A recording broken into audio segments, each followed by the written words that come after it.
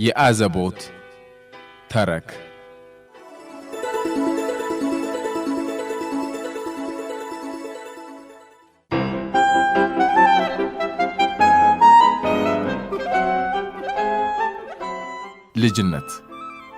ልጅነትን ማክሲም ጎርኪ ጽፎት በካፋ ኃይለ ኢየሱስ ወደ አማርኛ መለሱት። አሳታሚው ፕሮግሬስ የመጽሐፍት ማዘጋጃና ማተሚያ ቤት ነው። ልጅነት በአንድ ጨለም ባለ ትንሽ ክፍል ውስጥ ከመስኮቱ ስር አባቴ ከላይ እስከ ታች ነጭ ለብሶ ወለሉ ላይ ተጋድሟል። ያልተሸፈኑት እግሮቹ ጣቶች ያለ ወትሯቸው ዝርዝር ብለው ተንጨፍርረዋል።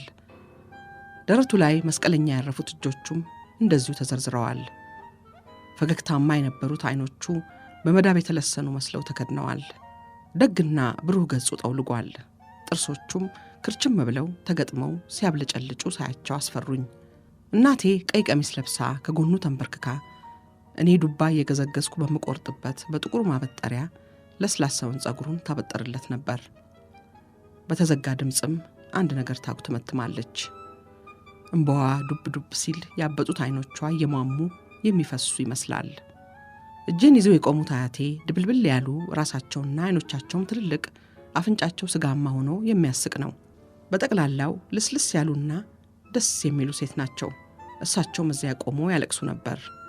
አለቃቀሳቸው ልዩ አይነት ነው።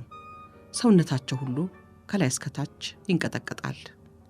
እኔን ደግሞ ወደ አባቴ ለማቅረብ ሲገፋፉኝ ስለፈራሁና ነገሩ ሁሉ ስለቀፈፈኝ እምቢ ብዬ ወደ ኋላ እያፈገፈኩ ቀሚሳቸውን ከለላ አድርጌ እሸሸጋለሁ። ከዚያ በፊት አዋቂዎች ጮኸው ሲያለቅሱ አይቼ አላውቅም። አያቴም እዚያ ቆመን እየደጋገሙ የሚነግሩኝ ነገር ሊገባኝ አልቻለም። ሂድ አባትን ተሰናበተው፣ ከእንግዲህ ዳግመኛ አታገኘውም፣ ሞቷል። ልጅ አካሌ ያለ ጊዜው ያለ ዕድሜው ተቀጨ። እኔ ከአንድ ጽኑ ህመም ገና ማገገሜ ነበር። በህመሜ ጊዜ ትዝ ይለኛል አባቴ እየመጣ ያጫውተኝ ነበር። ነገር ግን በድንገት እሱ ጠፋና በሱ ፋንታ አያቴ የሆኑት እኒህ እንግዳ ሴትዮ መጡ። ወደዚህ ሲመጡ ብዙ መንገድ በእግር ተጉዘው ነው ብዬ ጠየቅኳቸው። በእግሬ አይደለም የመጣሁት፣ በውሃ ላይ በእግር መሄድ አይቻልም የኔ ወሪ፣ እኔ መጣሁት ከፍ ብሎ ከታችኛው ከኒዥኔ ነው አሉኝ። ይህ ግራ የገባ የተመሰቃቀለ ነገር ሆነብኝ። እኛ በምንኖርበት ቤት ከፍ ብሎ ፎቅ ላይ የሚኖሩት ጺማም ፔርሺያኖች ሲሆኑ ዝቅ ብሎ ምድር ቤቱ ውስጥ ደግሞ የበግ ቆዳ የሚሸጥ ዘሩ ካልሚክ የሆነ አንድ ቢጫ ቀለም ያለው ሽማግሌ ነው። ከላይኛው ፎቅ ለመውረድ በደረጃው ድጋፍ መንሸራተት ወይንም ደግሞ የወደቁ እንደሆን ተገለባብጦ ዱብ ለማለት ይቻላል። ይህን በደንብ አድርጌ ያውቃለሁ። ግን ውሃው ኬት መጣ? ሴትዮዋ በፍጹም ተሳስተዋል። የሚናገሩትንም አያውቁ። ለምንድነው ውሪ የሚሉኝ አልኳቸው። በጣም ትልቅ ስለሆንክ ነዋ ብለው እየሳቁ መለሱልኝ። አነጋገራቸው የደግነት ደስ የሚያሰኝና የሙዚቃ ለዛ ነበረው። መጀመሪያ ከተገናኘንበት ቀን ጀምሮ እኔና እሳቸው ጥብቅ ወዳጆች ሆነን፣ አሁን ሁለታችንም ምነው ቶሎ ከዚህ ክፍል በወጣን ብዬ ተመኘው። የእናቴ ሁናቴ ደስ አላለኝም። እንባዋና ጩኸቷ ፍርሃትና ድንጋጤ ያሳደረብኝ። ከዚህ ቀደም እንዲሆን አላውቃትም። ለወትሮ ብዙ የማትናገር ዝምተኛ ሴት ነበረች። እናቴ ድሮ ሳውቃት ንጹሕ ለስላሳና እንደ ፈረስ ትልቅ ነበረች። ሰውነቷ ፍርጥም ያለና እጆቿም ከልክ ያለፈ ጠንካራ ነበሩ። አሁን በሚያስጠላ አኳኋን አብጣና እንጭርጭር ብላለች። ልብሶቿ ተቀዳደዋል። ጸጉሯም ድሮ ቆንጆ ሆኖ እንደ ባርኔጣ አናቷ ላይ ክምር ይል የነበረው ዛሬ ራቁት በሆነው ትከሻዋ ላይ ወድቆ አይኖቿም ላይ ተበትኗል። በግንባሯ ከወደቀው ጸጉር ግማሹ ከተኛው አባቴ ፊት ላይ አርፏል። በክፍሉ ውስጥ ገብቼ ቆምኩ። ብዙ ቆይቻለሁ። ግን እናቴ ከማልቀስና የአባቴን ጸጉር ከማበጠር በቀር አንድ ጊዜም እንኳን ቀና ብላ አላየችኝም። ተረኛ ወታደር አንድ ጠየም ያለ ሙዚቃ አስከትሎ ክፍሉን ገባ አለና ተመለከተ። ቶሎ በሉና አውጡት አለ ወታደሩ። መስኮቱ እንደ መርከብ ሸራ ወደ ውስጥ ተነፍቶ የሚውለበለብ ጥቁር መጋረጃ ነበረው። አንድ ጊዜ አባቴ በባለሸራ ጀልባ ለሽርሽር ወስዶኝ ሳለ ያልታሰበ ነጎድጓድ ጮኸ። አባቴም ስቆ በጭኖቹ መሃል ያዘኝና አይዞህ ልጄ አትፍራ እያለ ያጽናናኝ ነበር። እናቴ አሁን እያለቀሰችና የሱን ጸጉር እያበጠረች ከተቀመጠችበት ስፍራ ድንገት ዘለለችና በጀርባዋ ዝርግት ብላ ወደቀች። ጸጉሯ ወለሉ ላይ ተበትኖ ጥርሷም እንደ አባቴ ጥርስ ክርችም ብሎ ፊቷ የጠወለገ ቅጠል መሰለ። ወዲያው በሩን ቆልፊው፣ አሌክሴንም ከዚህ አውጪው ብላ እያቃሰተች ተናገረች። አያቴ እኔን ገፍተው አልፈው ወደ በሩ ሮጡ። አትፍሩ ወዳጆች አሉ አያቴ። አትንኳት፣ ስለ ክርስቶስ ብላችሁ ሂዱ። የሚጋባ የወረርሽኝ በሽታ አይደለም፣ ያመማት ምጥ ሲጀምራት ነው። እባካችሁ ዘኑላት የኔ ደጎች። እኔ ከግድግዳው ጥግ ጨለም ባለ ስፍራ ከአንድ ሳጥን ጀርባ ተደብቄ እናቴ እያቃሰተችና ጥርሷን እያፋጨች በህመም ስትወራጭ፣ አያቴም በስመ አብ ወወልድ አይዞሽ ቻዩ ባሪዮሻ ቅድስት ወላዲት አምላክ ርኅሩህ እመቤታችን እያሉ በዙሪያዋ እየተንፏቀቁ ሲያክቶመትሙ መለከት ነበር። በፍርሃት ጭንቅ ያዘኝ። እነሱ በአባቴ ዙሪያ እያቃሰቱና እየተላቀሱ ሲራወጡ፣ አንዳንድ ጊዜም ሲጋጩትና ሲገፉት፣ እሱ ግን ትንሽም ሳይንቀሳቀስ ተጋድሞ የሚስቅባቸው ይመስላል። በዚህ አኳኋን ብዙ ጊዜ ቆዩ። ብዙ ጊዜ እናቴ ለመቆም እንደምንም ታግላ ከተነሳች በኋላ ተመልሳ ትወድቃለች። አያቴ ትልቅ ጥቁር ኳስ መስለው በጥድፊያ እየነጠሩ ከክፍሉ ገባ ወጣ ይላሉ። ወዲያው በጨለማው ክፍል አንድ ሕፃን አለቀሰ። ተመስገን አምላኬ አሉ አያቴ። ወንድ ልጅ ነው። ወዲያው ሻማ በሩ። ከዚያ ከግድግዳው ጥግ እንዳለሁ እንቅልፍ ወሰደኝ መሰለኝ። ምንም ነገር አላስታውስም። ከዚያ ወዲያ እንደ ህልም ትዝ የሚለኝ ዝናብ በሚዘንብበት ቀን በአንድ የመቃብር ቦታ ጭር ባለ ስፍራ ቆሜ ነው። በምታዳልጥ አንዲት ጉብታ ላይ ቆሜ የአባቴ ሬሳ ያለበትን ሳጥን ወደ ጉድጓድ ሲያወርዱት ጉድጓዱን እመለከት ነበር። የጉድጓዱን ስር ውሃና እንቁራሪቶች ሞልተውታል። ከእንቁራሪቶቹም ሁለቱ ዘለው ቀለሙ ቢጫ ከሆነው ከሳጥኑ ክዳን ላይ ወጡ። በቀብሩ የነበርነው ሰዎች፣ ተረኛው ዘበኛ፣ 2 አካፋ የያዙ ሙዥኮች፣ አያቴና እኔ ብቻ ነበርን። ሁላችንም ችፍ ችፍ በሚለው ዝናብ ታጥበናል። በሉ ጨምሩት አለና ዘበኛው ፊቱን ዝሮ ሄደ። አያቴ በተከናነቡት ሻሽ ጫፍ ፊታቸውን ሸፍነው አለቀሱ። ሙዥኮችም በያዙት አካፋ አፈር እየዛቁ ጉድጓድ ውስጥ ይጨምሩ ጀመር። ውሃው አፈር ሲወድቅበት እየተፈናጠቀ፣ እንቁራሪቶቹም በጉድጓዱ ጥግ ጥግ ለመውጣት ይዘሉ ነበር። ነገር ግን የሚወረወረው አፈር እየመለሰ ይጥላቸዋል።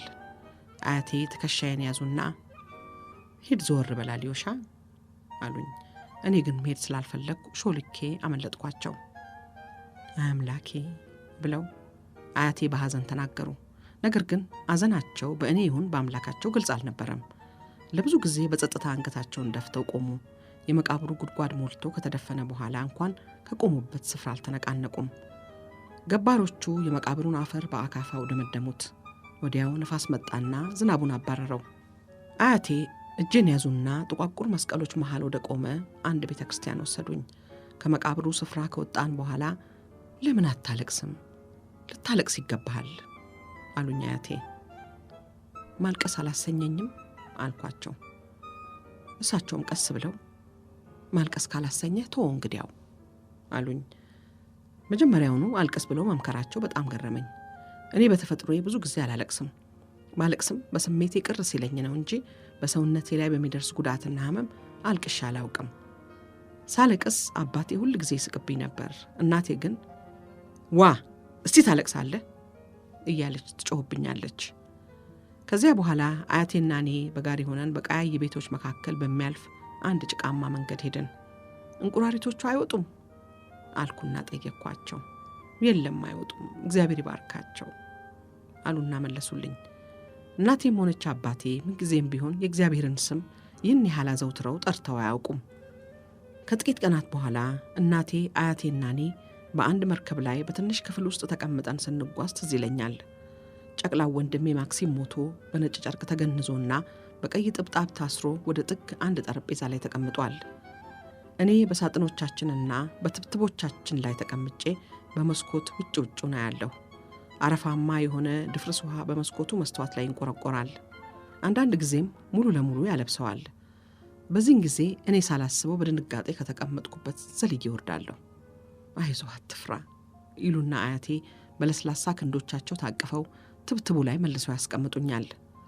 እርጥበት ያዘለ አመድማ ጭጋግ በውሃው ላይ አንዣቧል። አልፎ አልፎ ጨለም ያለ ቁራጭ መሬት በሩቅ ከጭጋጉ ብቅ ይልና ተመልሶ ይሸፈናል። በዙሪያችን ያለው ነገር ሁሉ ይንቀጠቀጣል።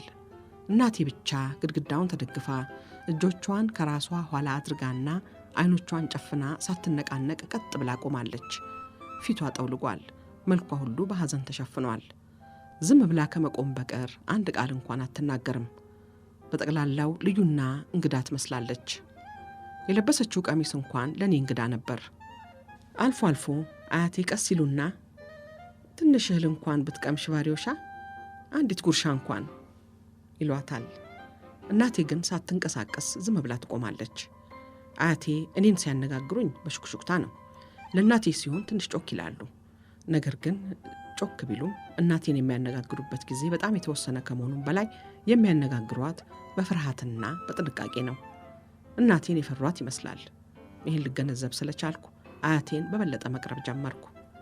ሳይታሰብ ከፍ ባለና በሸካራ ድምፅ ሳራቶቭ አለች እናቴ።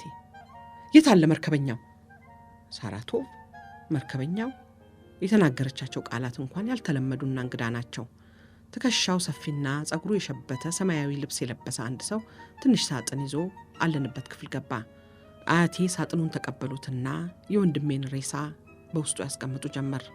አዘጋጅተው ሲጨርሱ ሳጥኑን ፊት ለፊታቸው ታቅፈው ወደ በሩ ሄዱ።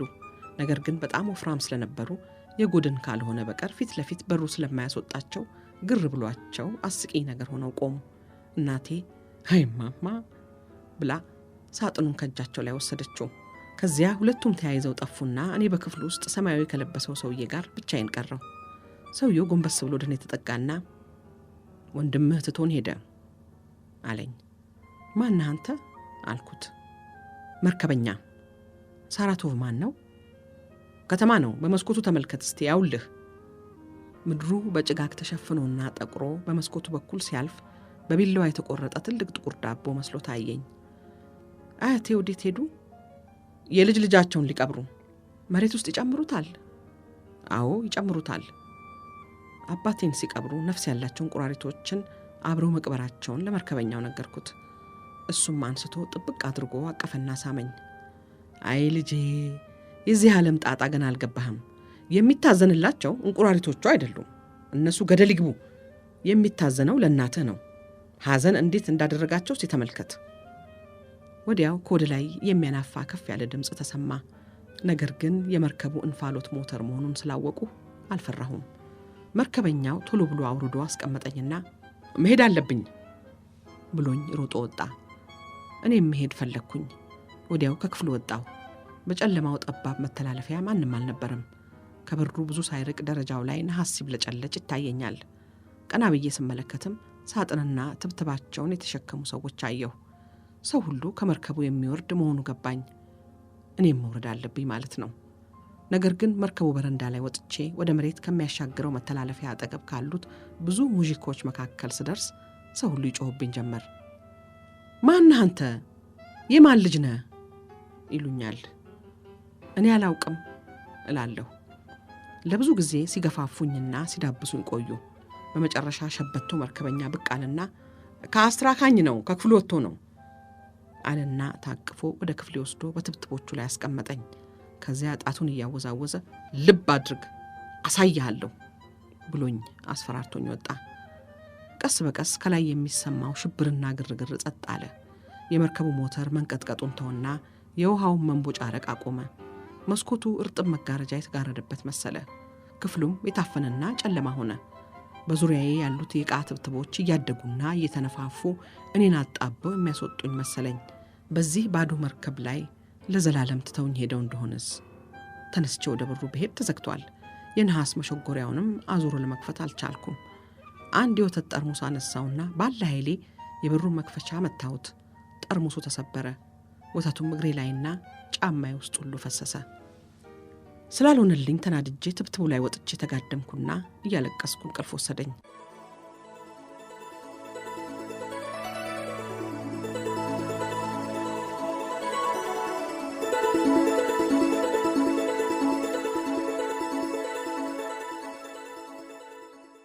የአዘቦት ተረክ